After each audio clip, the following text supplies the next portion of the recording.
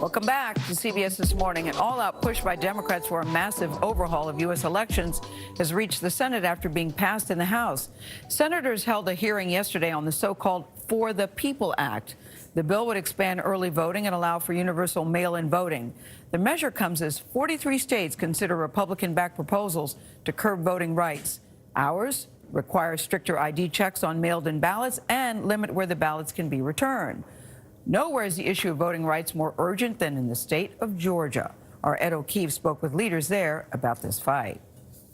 If your vote didn't matter, they wouldn't be working so hard to try to stop it. So don't let anybody take your voice or your vote. Senator Raphael Warnock will be up for re-election next year when Georgia will also have a competitive governor's race. It certainly has been a very interesting time. That's part of what's fueling an especially partisan fight over voting rights in the Peach State. Georgia is ground zero for the voting rights debate, and it is difficult to overstate how important this issue is. The Republican-controlled legislature is putting the final touches on changes to state voting laws that would mandate new early voting hours, enact stricter ID laws for absentee voting, and potentially even regulate who can talk to voters standing in long lines. It's part of a nationwide push by Republicans in the wake of former President Trump's laws that he's actively encouraging. Another one of the most urgent issues facing the Republican Party is that of ensuring fair, honest, and secure elections. Georgia State Senate President Pro Tem Butch Miller is among those pushing for the changes. We have a lack of confidence in the ballot box and the integrity of the ballot box, and we have to restore that. Would Republicans be doing this if Donald Trump had won in November? Let me look at my crystal ball. Miller says he and his GOP colleagues have received thousands of calls from constituents concerned about the election results. We had people call that said that they received multiple ballots in the mail. They received multiple requests for absentee ballots in the mail.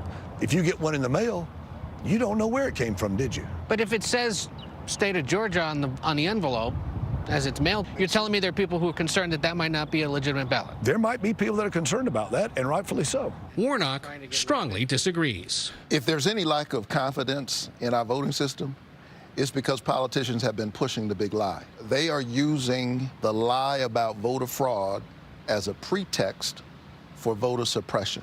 This is Jim Crow redux in new clothes. There is no reason for this. What we saw was black voters all across the country standing up, other voters of color, young people, women, students, and they made a difference in the election. And to those who call it Jim Crow 2.0 or Jim Crow in a suit and tie, you say? That is just sad that someone would stoop to that type of name-calling. We want everybody to have a chance to vote. Stopping the Republican-backed changes to election laws is of concern to national Democrats like Warnock and President Biden.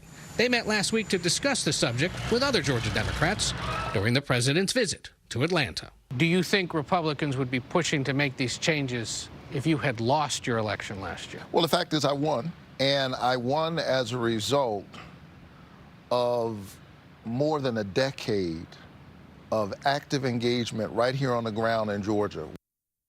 As the Senate continues debating voting rights, the president admitted to Democratic senators this week that some of the changes they want to make, things like mandating automatic voter registration or expanding early and absentee voting to all states nationwide, could be difficult to get done in the closely divided Senate unless they change the rules.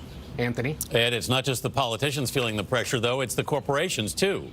That's right. Big employers in Georgia like Coca-Cola, Delta Airlines, Home Depot, UPS, all of them facing pressure from voting rights groups, Democrats in the state saying, you know, you should be speaking out about this because corporate pressure often can influence a debate.